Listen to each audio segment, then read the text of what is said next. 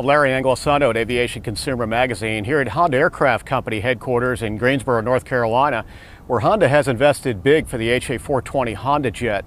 Now, even in a down market, Honda has already delivered over 40 aircraft and 15 in the first quarter of 2017. Let's take a close look at the HondaJet with Honda's Manager of Corporate Flight Operation and Demonstration, Tim Frazier. The HondaJet was certified in December of 2015.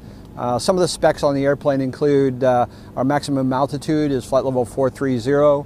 The aircraft will go at 422 knots true at flight level 310, and our range is 1,223 nautical miles. On climb out, the airplane will do 3,990 feet, and it takes approximately 26 minutes to get to flight level 430. The engines are over-the-wing mounted system, which is, if you look at it from the side, they are conventionally positioned but unconventionally mounted. It creates efficiency, allows us to have a larger tube in the aircraft for passenger comfort, and also allows us to have a larger lav area. If you look at our baggage compartment is leading in its class. We can put approximately 400 pounds of luggage in the back, and we also have a luggage compartment in the front that the capacity on that's 100 pounds. As far as structure goes, the airframe is a composite material. We do have aluminum wings and an aluminum tail. The fuel system, the wing holds 2 fuel tanks in the main wing and a center tank. We also have a bladder tank, so the aircraft has 4 tanks. It is a gravity-fed system, and it's fueled through a single port, not single point refueling. So when you fuel the airplane, it is gravity-fed. Also, when you refuel it, it goes into the main tanks first, and then goes to the center tank, and then fills up the bladder tank last. The engines are a joint venture between GE and Honda. They produce 2,050 pounds of thrust each, and they are derated to 1997. The fuel burn is at flight level 430 is between 295 pounds a side to 310 pounds a side. Pretty efficient for an aircraft. As optional equipment, we do have the ability to put speed brakes on the aircraft. There's no speed limitation on the speed brakes. They are located in the tail section of the aircraft.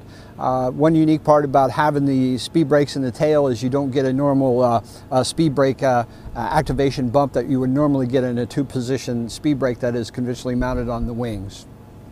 And we'll talk a little bit about the G3000. Some of the unique features that the Honda has embedded or located within the G3000. The first thing, if you look over here to the left, we have a checklist. That's an electronic checklist. We have a scroll wheel on the yoke. We can select each of the line items. It will turn green, and it will check those items off. If we hold the scroll wheel down for approximately 3 seconds, it will go back to the previously displayed items, such as a map or an instrument approach chart. And then if we hold it again for 1 second, we can go right back to the checklist. Really nice feature when you're talking about operating single pilot. Another unique feature is that we have the ability to go into our aircraft systems. So if we want to look at all the aircraft systems, we can look at the environmental system here and its status and positions of switches and valves. The electrical system, we can go into that, the fuel, hydraulics, and the ice detection.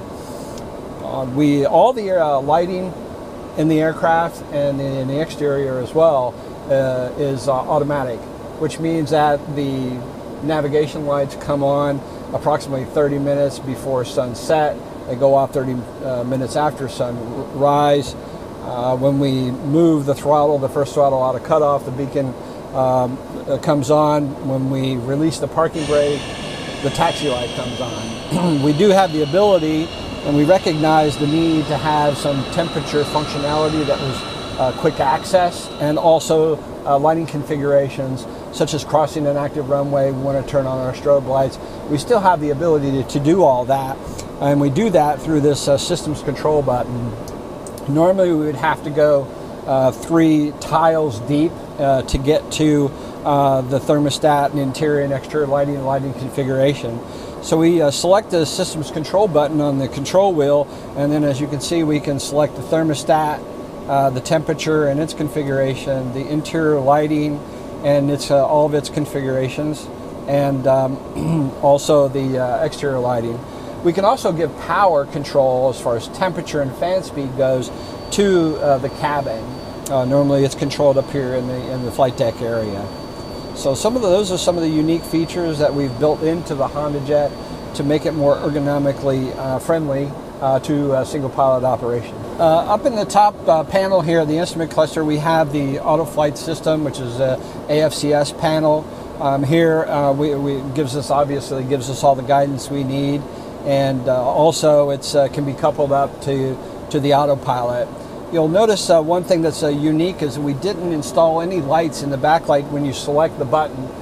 We want to make sure that we set up good habit patterns. We wanted our operators to make sure that they set up good habit patterns when selecting each one of these modes, whether it be a lateral navigation or a vertical navigation, to make sure that they're actively engaged in the process of utilizing the AFCS. Another unique feature of the HondaJet, especially being a light jet category aircraft, is rudder bias. So what that does is it biases the rudder when you have an engine out. This is really important for takeoff. So you got a high power demand at a low speed, and getting all that rudder in there and really kind of helping you with that rudder application is really important, especially single pilot operation.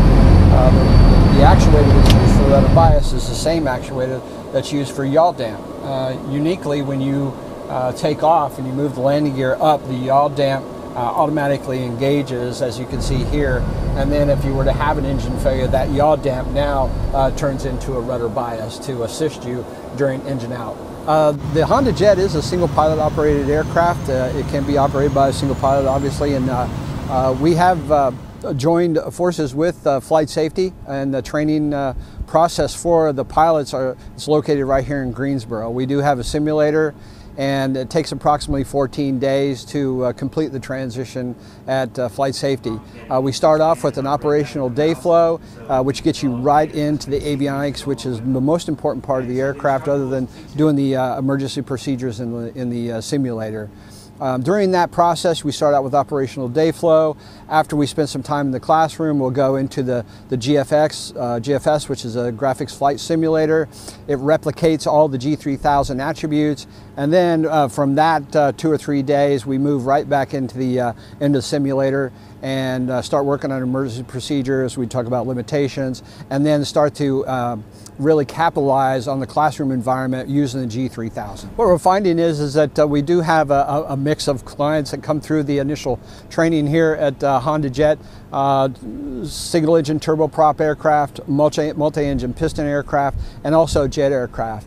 Our goal really is to create an environment that's conducive to learning.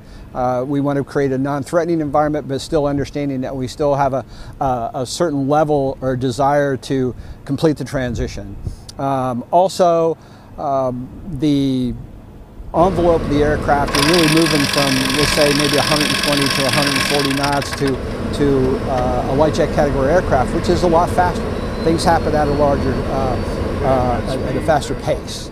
And that's part of the transition, is getting those pilots to understand that they are in a single pilot environment and using single pilot resource management to manage all the tools that they have available in the Garmin 3000, and while also operating the aircraft safely. Now, you could read a full report on the HondaJet in the July 2017 issue of Aviation Consumer magazine. Reporting for Aviation Consumer, I'm Larry Anglisano. Thanks for watching.